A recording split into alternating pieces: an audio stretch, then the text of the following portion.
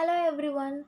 Now we are going to see the age of Dryden from the period 1662 1700 in particular verse. Come, let's go. The Stuart Restoration was followed by an immense change in the general temper of the English people. So, a sweeping action, a reaction against Puritanism and everything that it had stood for its sitting. So, and this reaction went so far that together with the galling restraints which religious fanaticism had unwisely imposed, moderation and decency were too often cast aside. So, England now touched low water mark in its social history. The court of Charles II, it was the most shameless thing this century has ever known. Infidelity and profligacy became fashionable, and then the moral idols of Puritanism were turned into jest. Even outside the narrow circle of court and aristocracy, where things were at their worst, the spirit of corruption spread far and wide. So the corruption was is not only in the modern age; it had its origin even in ancient days. And while pity and goodness were, of course, cherished among individuals, the general lowering of the moral tone was everywhere apparent. So, the effect of these conditions on literature will be anticipated by all who recall the great principle of interpretation which preceding ancestors may have cleared. So, literature is a social product. So, it reflects the life of the era out of which it springs. So, the literature of the age of Dryden, it was at times openly and defiantly corrupt. So the real earnestness of people had passed away. So with this the strong passion again, with this again great creative energy too had passed away. So that is the good things had passed away.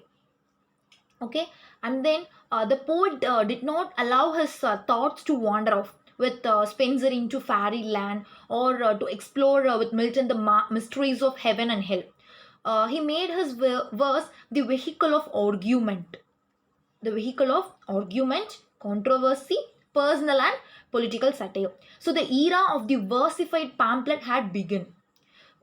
Even more significant, it is the fact that the men of the Restoration were the real creators of our modern English prose. And then the European supremacy of Italy had now passed away. So France had become the world's great arbiter of taste. So the political relations between the two countries, so they naturally tended to give vogue in England to all things French, including French taste and French ideas of art. Okay. So as in verse, preeminently these were now cultivated at the expense of feeling and spontaneity. So the growth of an artificial type of poetry was the inevitable result. When we see the forerunners of Dryden, so John Dryden, um, he was the greatest man of little age. So he was the one complete representative and exponent. And then he was called so-called classical school of poetry. He was considered among the pioneers of the classic school of poetry. Then Edmund Waller and Sir John Denham. So they were also considered among the so-called classic school of poetry.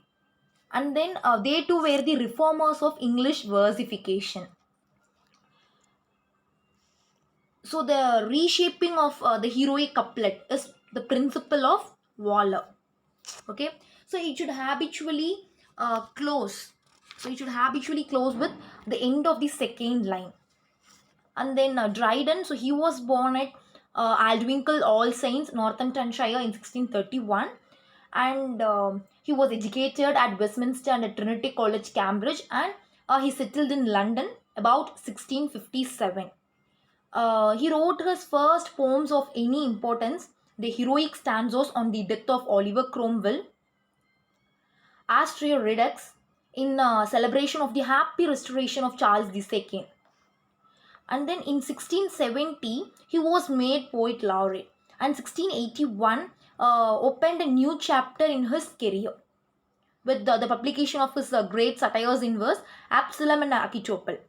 And then he had published two theological poems, Religio Laici, a defense of the Church of England, and The Hind and the Panther. It was an elaborate argument in favor of Roman Catholicism. And then when we talk about Dryden's poetry, his first poem, an elegy on the death of young Lord Hastings. So it was written when he was at the age of 18.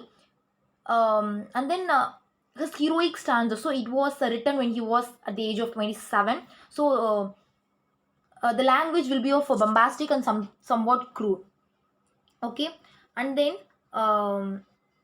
the writing of the two great events of the wonderful year was seen in Annus Mirabilis. For the full exhibition of his past, we have to turn to the work of the last 20 years of his life. When we see the last 20 years of his life, we can see how his power is exhibited in all his writings. Okay, and then when we see the classical school of poetry, the establishment of this classical school of poetry, we can divide into three heads. The first one, the political satires. So political satires, in that Absalom and Achitophel was written. It was to defend the king's policy against the Earl of Shaftesbury. And then the medal.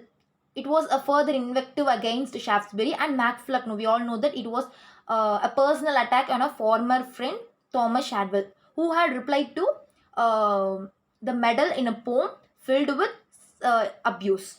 So the second division is the two great doctrinal poems, Religio Laici and The Hind and the Panther. So it was not in a strict sense of religious. So there is nothing devotional or spiritual to talk about in those poems. They are somewhat theological and controversial, and then they are from two opposed points of view. So they are curiously interesting as exhibiting Dryden's mastery in the conduct of argument in verse. And the third one is the fables. So these fine tales written amid the anxieties of Dryden's last years and under the increasing burden of age and ill health, so far from suggesting any flagging of energy rather than the poet. So to rank among our best storytellers in verse, the Palamon and Arcite. So it was based upon the Knight's Tale of Chaucer. It provides an opportunity for comparison between the method and art of the 14th century and those of the 17th century poet. Okay, and then it was only Dryden's influence and example which lifted the classic couplet into the place it was to occupy for many years as the accepted measure of serious English poetry. So when he began to write, he liked the literary world in general. So it was in a state of uncertainty in regard to the best form to adopt. So thus we find him fluctuating between the Gondibert stanza in the poem on Oliver Cromwell and in Annus Mirabilis, and the regular couplet in Astrea Redux and the panegyric on the coronation. Okay, so then we are moving on to Butler. He is famous for his work Hudibras. So it was the three parts which were published in 1663, 1664 and 1678. So the machinery of the poem is obviously upon Don Quixote. So for like that a wonderful Spanish burlesque romance. So it tells the misadventures of a knight and his squire, and the knight's ill fortunes in love. So in the two central figures, the author holds up to our contempt two contrasted representatives of Puritanism. That is, the Presbyterian Sir Hudibras himself, being a military enthusiast. So, who though unconsciously a good deal of a hypocrite, is not consciously insincere. And White, his attendant, Ralpho, is a vulgar and a canting impostor. So, he merely assumes the mask of virtue for his own profit. Okay, and then it was Butler's intention to kill Puritanism by ridicule, and we can well understand that his poem delighted the court and was the favorite reading of Charles II, who, by the by, while he laughed over and prized it. Okay, so it is a mere caricature.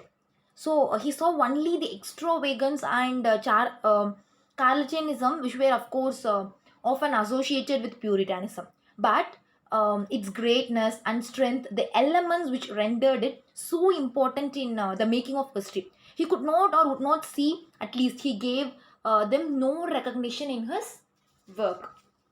So, with this, the age of Dryden, that is from 1660 to 1700 in particular verse, had come to a conclusion.